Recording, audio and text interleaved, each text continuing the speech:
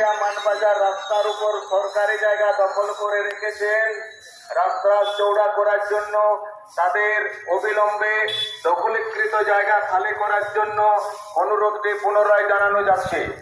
অন্যথায় আইন মোতাবেক ব্যবস্থা গ্রহণ করা হইবে। আগামী 3 দিনের মধ্যে গোপালনগর বাজার সংলগ্ন এলাকায় রাস্তার কাজ শুরু করা হবে।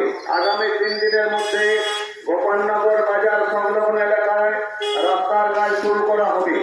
আদেশ অনুসারে পূর্ত সড়ক দপ্তর পুরুলিয়া। এত দ্বারা জনগণের উদ্দেশ্যে জানানো যাচ্ছে যে সকল ব্যক্তিগণ পুরুলিয়া মানবাজার রাস্তার উপর সরকারি জায়গা দখল করে রেখেছেন